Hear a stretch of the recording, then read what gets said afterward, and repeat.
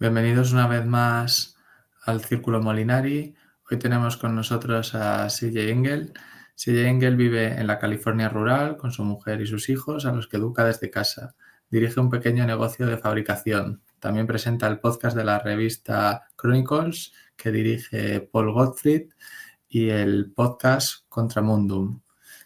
Escribió hace años un artículo titulado Up from Libertarianism, más allá del libertarismo, que me gustó bastante y es uno de los motivos por los que le tenemos hoy aquí con nosotros. Welcome, CJ, to the Círculo Molinari Spanish Institute of Political Philosophy. Personally, I got inspired by the work of Paul Gottfried and I gave a lecture about him. We are delighted to have you with us. Thank you for having me. So, I read your article and also I saw some conferences about your work up from libertarianism because you were a libertarian, and also you wrote articles for Mises Institute. So the first question I want to ask you is, what positive lessons have you drawn from the Ron Paul revolution and from libertarianism in general? And also, what are your thoughts on Hans Hermann Hoppe conclusion about social order and the idea that social positions play an important role in determining rights and obligations? Do you believe he's a libertarian or not really? Yeah, that's a good question. So I do think that he is a libertarian. I still maintain, some of the lessons that I've learned from libertarianism. A lot of their criticism of the 20th century and the rise of what a lot of libertarians have called the administrative state or the managerial state.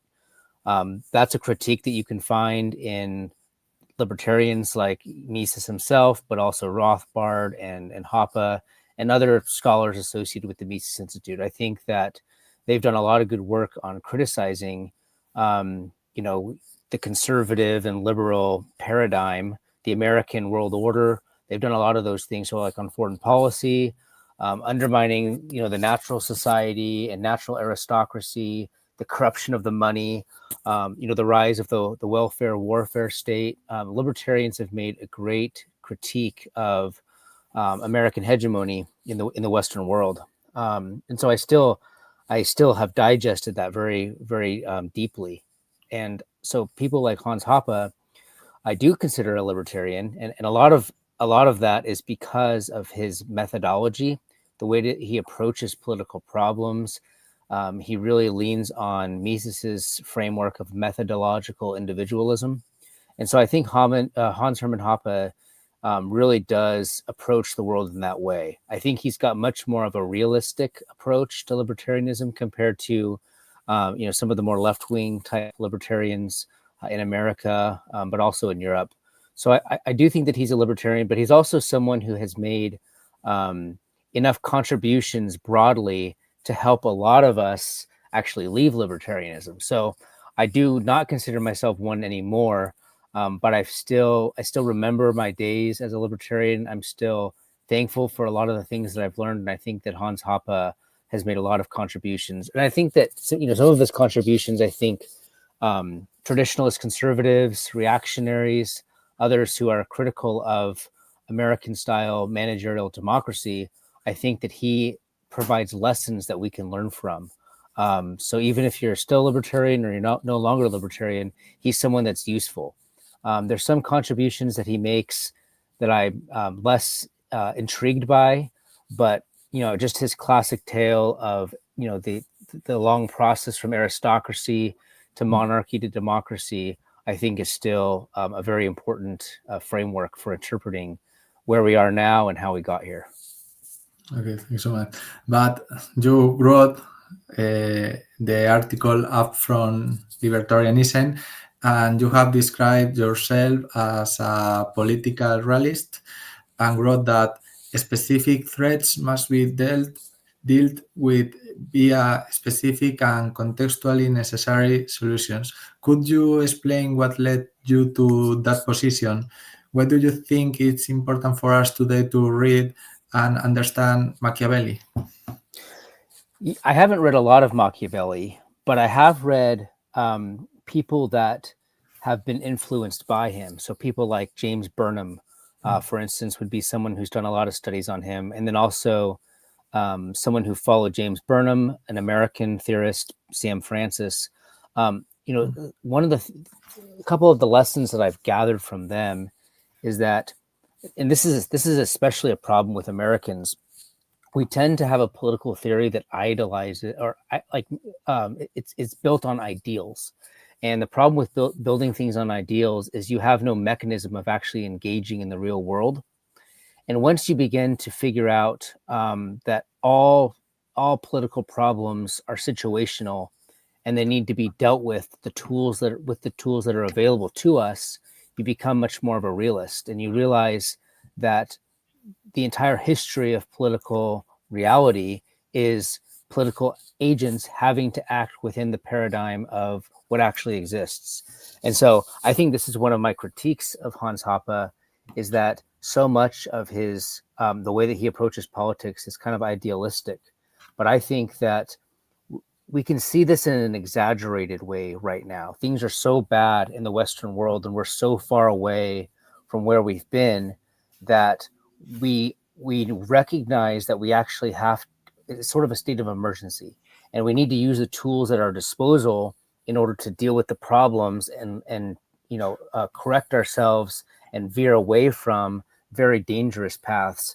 And then once you realize that basically all of history is like that. There is no ideals. You're always on the verge of, if you're not careful, of going down bad paths. And so in order to veer away from bad paths, you have to choose routes that are less than perfect. You can't just say, this is my perfect ideal, and then never engage in any politics at all. Politics is very messy. There's a lot of moral gray areas, and you have to constantly be choosing between trade-offs. You have to constantly be saying, this is more preferable than that. These are my friends. These are my enemies. And I'm not always going to get, the way that I want. And sometimes that includes using state power to push back against enemies, that people who, if they got into power, would want to crush me and want to destroy and undermine our heritage, our way of life. And so you have to use state power in order to prevent those enemies from integrating themselves into the political framework. And so I think the realism comes out because there's never an ideal. There's never a situation where you are applying, some absolute theory in this, perfect system. It's sort of the same fallacy that I think undermines people like Adam Smith, where everything's just kind of in a petri dish, and you can kind of create this ideal blueprinted society, but that's not how society works. The lessons of the Austrians, I think, are still really relevant here. That you have to deal with things as they really are, and society is very fragile. It's built up of a variety of complex factors and layers, and you have to take those into account when you act politically. And about libertarians, or also some classical liberals, do you think that probably you agree more with Hayek in some way than, for example, with the construction on ethics of liberty of Rothbard?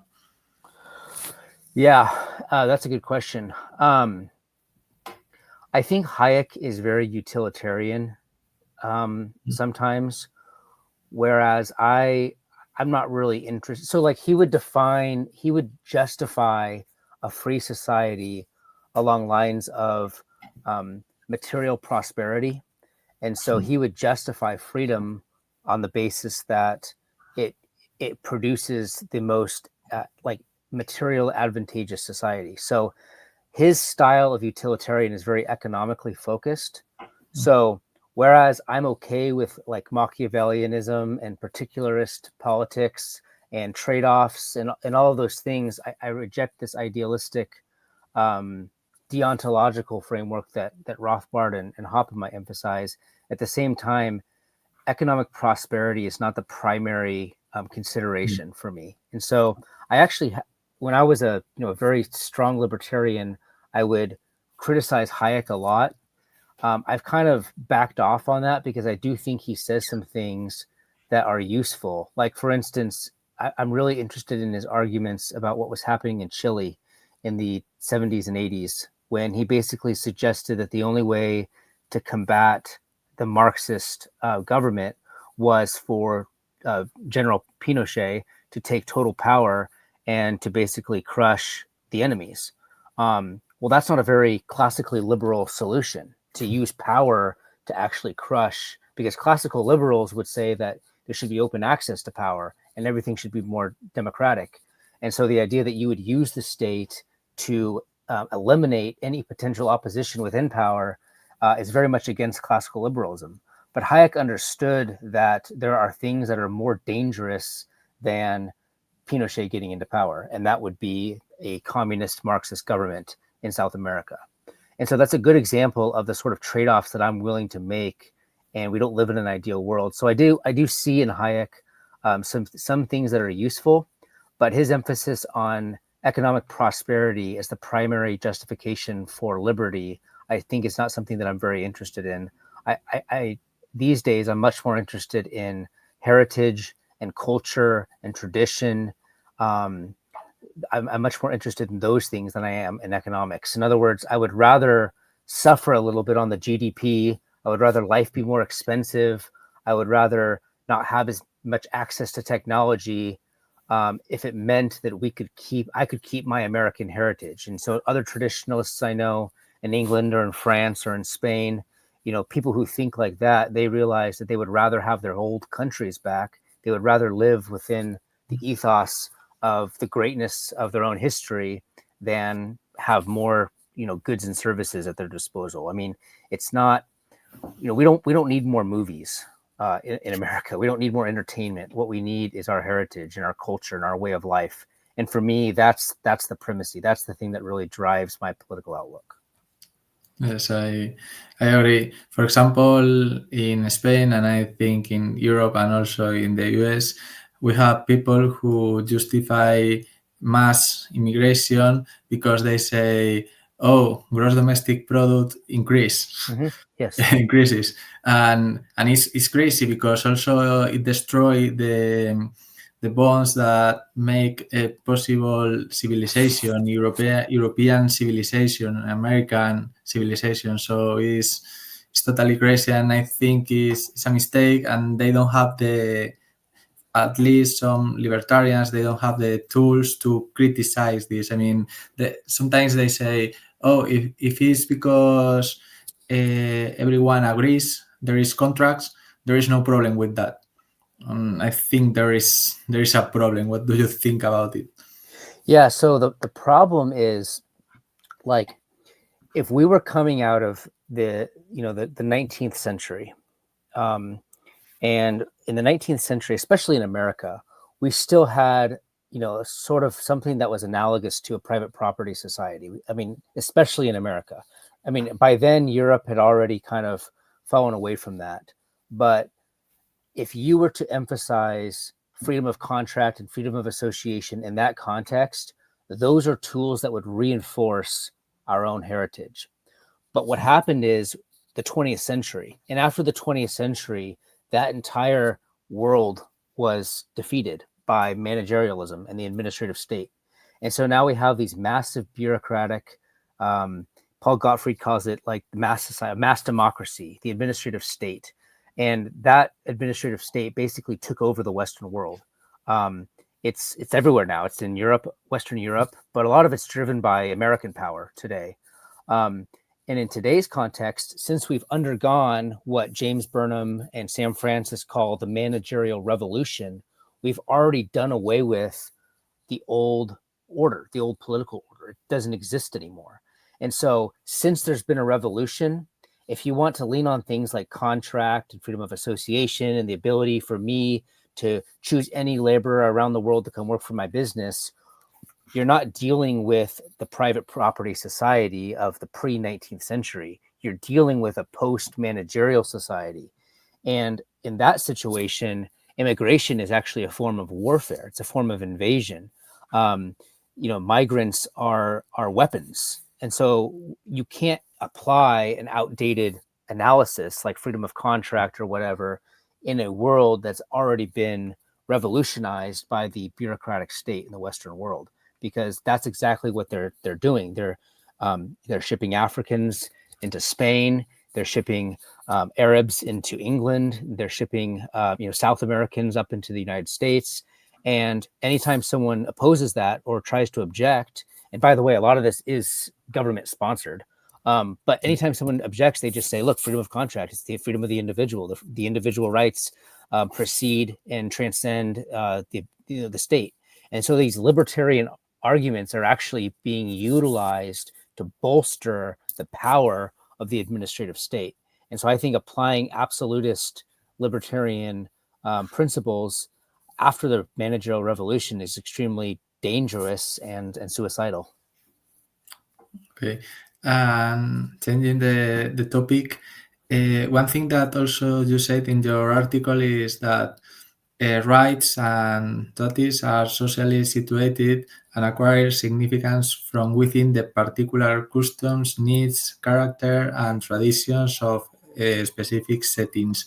And for example, Rothbard, I think in his late days, he was more like a political realist than before. At least when I read, for example, the Irrepressible Rothbard, his articles with Rowell.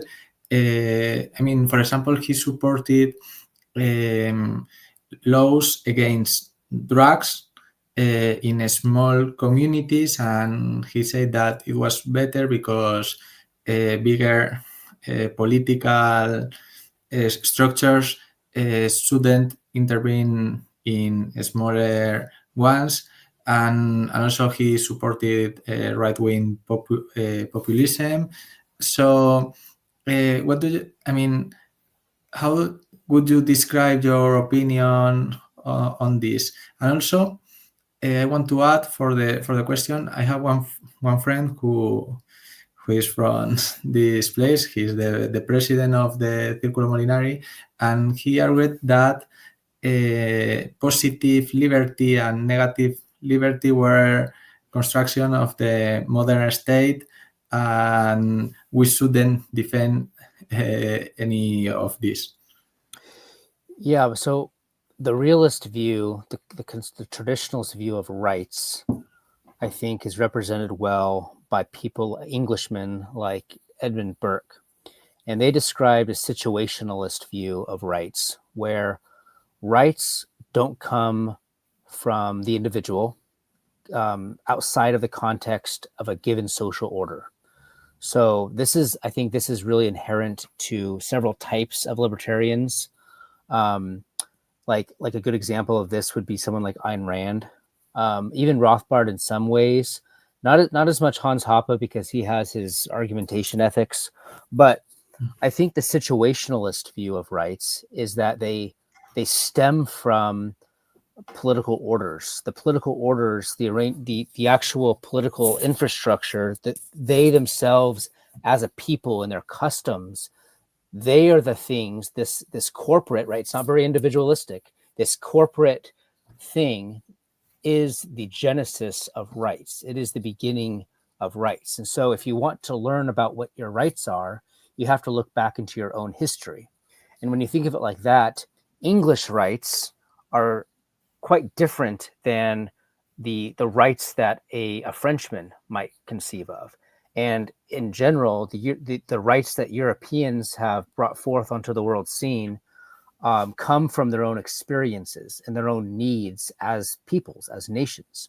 And that's why you don't see, the third world in Asia, of course, in Africa, in the Arab world, they don't have anything like rights because it's not something that comes about from individuals or even from nature. It's something you can apply a general philosophy of the world into your political context, but the actual formulation, the actual version of rights that you come up with are very much going to be rooted in your own customs. And so like in America, because that's, I know the American setting the best, the founders of the American political system, they didn't see themselves, some of them did. I mean, there's a lot of debate in the American system, but a lot of the conservatives in the American system saw themselves as defending their English rights.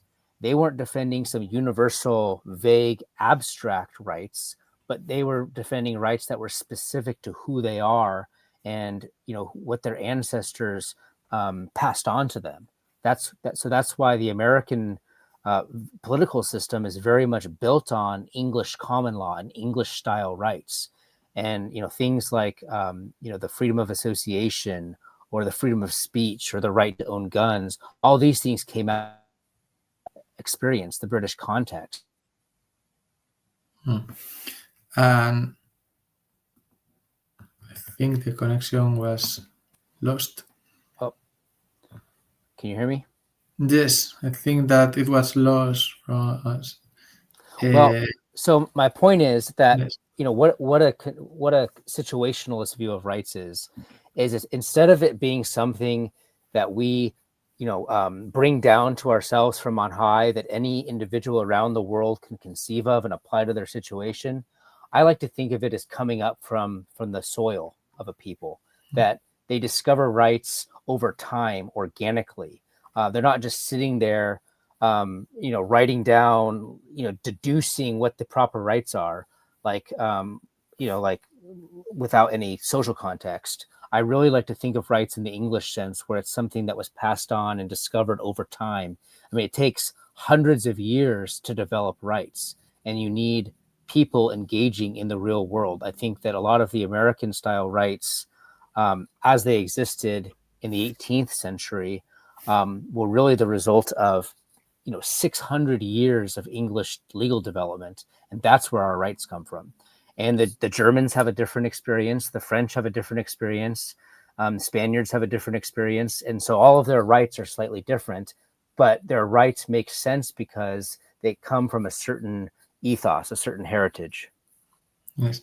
And if we want to criticize, for example, modern things like gay marriage, I think, do you think a good argument would be, for example, to say that it was a construction of the modern administrative state and not like a natural right in the sense of the right you have explained? Yes. So I think that what happened was, first of all, the administrative state, you know, like the American style administrative state, it loves things like gay marriage because the family, the traditional family, is a protective unit that if you can protect your own children and you have a wife and all of these things, you can actually be sustained in a sense that you don't actually need the state to be involved in the day-to-day activities of your life. But if you can break that apart and you can conceive of society as built up of individuals, and family plays no role in the social structure, the state itself actually grows. I mean, if you talk about like the traditional family, especially in America, I don't know, you know, Spain as well, but in America, it was very much the man's duty to, you know, earn an income for his family and to bring in, and he would be, but the GDP people and the economists and the people who ran the administrative state, they realized that if they could tear down the family and then the wives had to go out and they had to get jobs as well, you could bolster the GDP. You could improve economic activity and your statistics would, you know, be awesome. All you have to do is tear apart the family because the family is preventing, if the wife, you know, if the mother stays home and raises her children, there's potential GDP growth that's just sitting there, not doing anything. And so I do think that there are arguments to be made for the administrative state loving to tear apart the family. And one of the consequences of that is, you know, the rise of gay marriage. Now, at the same time, there is a theory that if you take to its logical conclusion, says that the definition of liberty is that every individual should be able to do whatever he wants. So whatever feeling he has, whatever desire he has, any attempt to restrain that or have some sort of moral cap on that behavior, that's fascist. I mean, that's literally like, that's the American theorists that designed the 20th century, especially after World War II, were talking in those terms. Any moral constraint was fascism. Anytime somebody was denied by the church or by tradition or by his father, any behavior that was kind of squelched or discouraged was seen as a sign of fascism. And so there is a theory of rights that says the individual should be able to do whatever he wants to do, and there's no consequences for society because society doesn't actually exist. The only thing that exists are individuals. And I think that that type of thinking, by the way, leans on a certain theory of rights that's universalistic and individualized. And I think that what that has done is it has actually torn down our heritage, and it's torn down our cultures and basically left us with nothing. People in the West are very depressed. They have no traditions, they have no customs, they have no norms. There's just a bunch of free-floating individuals doing whatever they desire. And Catholic tradition says that when you operate in that way, the only thing that you're going to find is meaninglessness and nihilism and death. And I think that's what's happening to the West. America has played a key role in that. But I think that it is important to consider the role, the good and healthy role that things like moral constraint plays. Yes, and also this is the reason state push us to live in cities, because cities is a place for freedom, really. But this is bad because there is freedom for being anonymous and for not having any responsibility. I believe in freedom with responsibility, and this is only when there are social bonds, strong social bonds in small communities in which you are part of it. So, and also talking about America, I would like to talk about the founding fathers that you usually mention. Then I saw some tweets, for example. So, I mean, there are different founding fathers. So, could you talk about them, and also could you describe them as realists or idealists or Republicans or Democrats? Yeah, I mean, so the American founding fathers, I think, let me just start with this. One of the mistakes that people make about America is they really think of America as the product of the founding fathers. Now, who are the founding fathers? There's like a few dozen people who signed the Declaration of Independence, which allowed the United States to separate from Great Britain. Then there's also the writers and signers of the U.S. Constitution. They might be considered founding fathers, but that was all in the 1770s and the 1780s. Americans had actually been here since the early 1600s. So we were already a people going back almost 200 years before the Constitution, before the late 18th century. We already had our ways of doing things. We already had our customs and norms, and we already had our own culture. We already had our own political outlook. We had our own vision of history and our vision of the future. So when we talk about the founding fathers, I think one of the biggest mistakes that people make is they treat the founding fathers as the creators of something completely new from scratch, and they don't consider the fact that America had actually existed for, almost 200 years before that. So the reason why that's important is because if you want to interpret the founding fathers and what they were doing, you have to look at where they came from. What was the cultural soil that animated, that inspired them?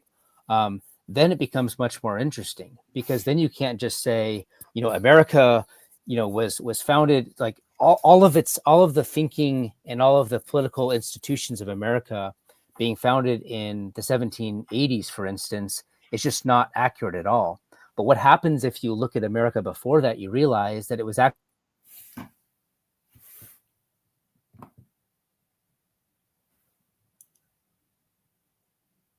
hear me? Yes, I think connection was lost for a minute. Yeah, that's okay. So with that said, I think there are a lot of different factions or divisions in the Founding Fathers. Some of them, one of the most famous was named Tom Paine or Thomas Paine. He was actually, Rothbard was a fan of Tom Paine. I used to be a fan of Tom Paine, but I'm not anymore. But Tom Paine was someone who had that universalistic, pre-libertarian mindset where the individual tearing down tradition, tearing down customs, these were what America was supposed to be about. And there's another faction of founding fathers that were much more traditionalist. They were Protestants because the American ethos was built from the Puritan Protestant experience. And their view was much more situationalist. And that, like when I said that American rights came from the British tradition, these conservatives really emphasized that. Whereas Tom Paine would say that every individual has the exact same rights around the world. It doesn't matter where you came from. These conservative types really looked at their own customs and their own history. They didn't see themselves as starting something from scratch.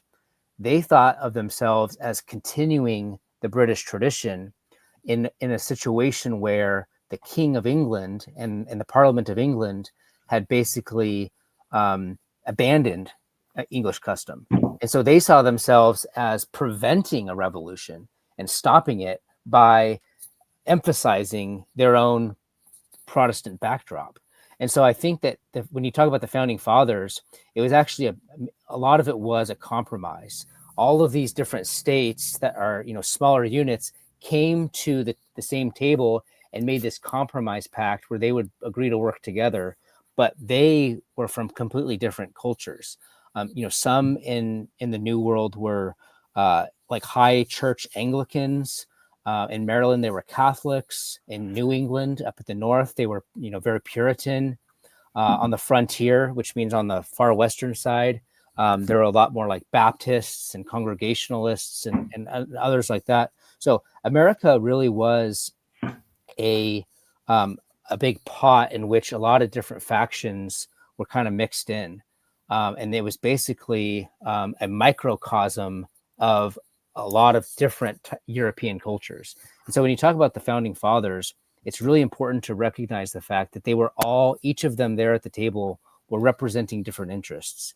And the entire federal government was built on compromise. It was built on, it was a major like compromise and a big deal that they made between each other.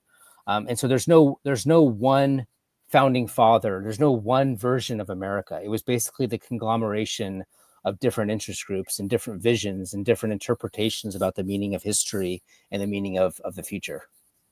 And it's clear that the American ethos is clearly Protestant, white Anglo-Saxon Protestant, but also there are many paleo-conservatives that are Catholics, for example, Pat Buchanan, Russell Kirk. He's Tom Woods, he's a libertarian, but also he's very conservative. And also Thomas Fleming or Robert Novak, for example. So what do you think about it? Do you think there is a conflict, or a Catholic could be could be part of American ethos without any problem? It's actually very complicated, I think. Anglican, and Anglicans are Protestants. I'm very Anglican myself, but you asked a good question. So I think what happened is, the conservative establishment really was powerful in the evangelical churches in America. And so the people that were rediscovering it didn't have that religious power. They were always at the margins. And in the 70s and 80s, what would eventually become the paleo-conservatives were indeed dominated by Catholics. And this is actually pretty funny because people like Paul Gottfried, who's not a Protestant or a Catholic, but Paul Gottfried is constantly surprised and somewhat frustrated by how much Catholic influence paleoconservatives, have, because he really thinks that America should be much more of a Protestant country, and so he's recognized that as well. So there's a sense in which the paleoconservative Catholics don't perfectly represent the old American ethos, but the old American ethos was basically killed off in the managerial revolution in the 1920s and 30s. So there is no old American ethos anymore. And these traditional Catholics that dominate paleoconservatism, a lot of them I like, and I think that they provide a better sense of tradition and custom than most Protestant theorists. And so I wouldn't say something like the traditional Catholics have no place in the American paleoconservative. And in many ways, they are as close as we're going to get, just because they do appreciate tradition and they do appreciate custom. I think the old WASP powers, the white Anglo-Saxon Protestant, they were so corrupted that they basically killed off their own culture. And so there is no traditional Protestant. I mean, there's a few individuals, but there really is no traditional Protestant institutional ethos anymore. I don't really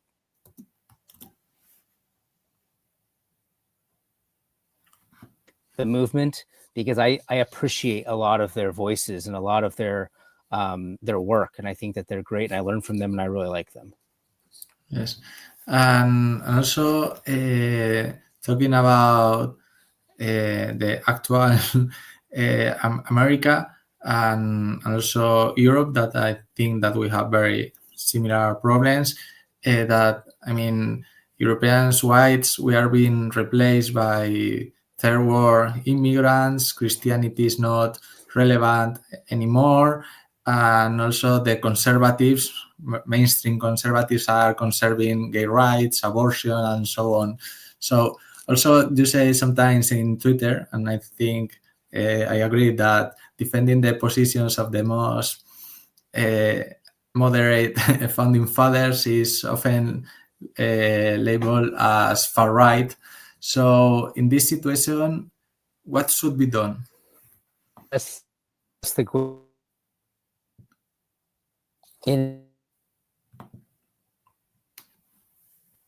you might have a different opinion than me, but I think that in Europe, things are actually much worse than in America. Now, America is actually kind of the engine of a lot of the moral degeneracy. A lot of it comes from America, but nevertheless, there's the American right wing is probably healthier than the right wings in Europe.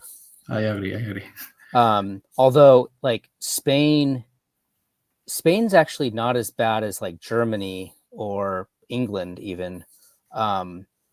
Although it's pretty bad. It's pretty bad in Spain, but America, I think, is in the healthiest position in terms of its ability to still flex some institutional muscle. I think a lot of what has to be done is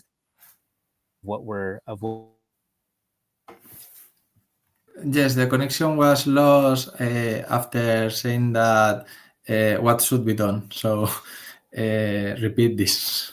Yes. So, I think that the thing that has to be emphasized more than anything else is immigration. It's also the hardest one because the people who are against immigration have no influence in Western politics at all. But that's like the state of emergency is immigration. If America can somehow slow it down and even reverse it, then there's a chance to provide some protection here. I don't think that England's going to survive, for instance. I don't know what you think about other European countries, but it looks really bad. So I think that America, I'm glad I live in America because I think it still has pockets of hope. But, a lot of it's going to have to be like Europeans and Americans rediscovering their Christian soul and being willing to fight for their own civilization. Right now, even in America, Christianity is being weaponized against against its own people. A lot of the leaders of Christian churches, the evangelical institutions, they are the ones that are participating in mass migration. They're the ones that are funding it. There's massive Christian charities that are funding like people migrating from Africa and the Arab world into Europe and into America. And we have to take hold of our churches. I think the right wing in America, and I don't know what you think about in Europe, but in America, it's healthiest in the churches. As bad as the Christian leaders are, a lot of the right wing is actually Christian. And so a lot of what we have to do has to be in the name of Christ. We have to think of ourselves as participating in something akin to the Crusades again, that we have to rediscover ourselves. I mean, one of our favorite stories that we continue to repeat after, here in America is when Spain was lost to Islam for over 700 years, and they finally earned it back. And I think those are the types of time horizons that we need to be thinking about. We can't just retake America or retake England or Germany in 50 years. It's going to take almost 1,000 years. It might take 500 or 600 years. And so we need to have very long time horizons. I don't know what I don't know what your religious, views are, but I really think that you can't have a revival of Western civilization without the church. There's, in Spain, it's crazy because the church is one of the institutions after the state that is promoting mass immigration in Spain. It's totally crazy. And also there are some politicians from the right, the far right, that criticize sometimes the church and the bishops for doing this, and I think it's okay. We should criticize them. After Vatican Council, Second Vatican Council, they said that politics was a thing for lazy. So we should do politics. And they should shut up. So yes, I totally agree with this position. And also about the healthier right wing in America. For example, I like really Thomas Massey. I think we don't have Thomas Massey, but do you think that is possible, like doing things from political establishment or also populist candidates, or is better to focus on having communities and charities and avoiding the administrative state? Yes. So you're right. There are limits to what you can do in electoral politics. Obviously, like the right wing, it's a lot harder for a true right wing in Europe to access politics than in America. Yes. It's really difficult for someone on the right to get into politics. They have a lot more rules that prevent that from happening over there. So electoral politics, I think, is important if it's possible, but it's not everything. Our problems are much deeper than electoral politics. In fact, our system is actually designed to prevent electoral politics from working in our favor. And so we do need to look at things outside of it, like building businesses, building communities, having a healthy and robust family life. And that's becoming hard. People notice this all over the Western world, but there's not very many, women that you would want to marry these days. That's true in America. It's probably true elsewhere. So I think that it's very hard, but if you can find someone and build a family with them, that's extremely meaningful. Those are the types of actions that 200 or 300 years down the road, you could outbreed your enemies. You could have more children than them. We are the Christians in Western civilization should produce a culture of life amidst a culture of death. We really, the Western world is suffering under a cult of death. We have gay marriage, which is a sort of attack on new life. We have abortion, which is an assault on life. every aspect of politics is all about it's death. It's sort of a death cult. I mean, even the warfare state, the American military establishment is very much a cult of death. And so a lot of it has to be found in family life, in the liturgy. You need to find, churches that practice a traditional liturgy, because, that is, we say in our church that worship is a form of warfare, and that the liturgy actually works. There actually is a cultural transformation that happens when you engage in traditional Christian practices. And so that needs to be part of your life as well. So yeah, you can't just look at electoral politics. Now, at the same time, I don't think we should become apolitical. Now, it's harder to do this in Europe than in America. So every European nation is different, but to the extent that you can support or lend some support for a right-wing candidate, you should do so. I mean, that the more these people feel the support and feel the momentum, the better it is. And eventually, and it might be America first, but eventually one of these countries is going to break free. And I know that there are people in the American government that if they actually continue to get into power, they want to go and help out in Europe, because it's the future of Western civilization belongs to all of us. And so I do think that Americans, if we break through first and we do get control, we need to continue to help our cousins in Europe, because they are part of our same civilization. And so I see this as a 500 or 600 year war. But I would say to keep the faith, that despair is a sin, and to continue with the mechanisms of family, church life, and the liturgy, everything that you can. Yes. As we say, reconquista. Yeah, exactly. Yes. So thank you very much for your time today. I really enjoyed our conversation, and I think that our listeners will enjoy a lot. So thanks for coming. Thank you.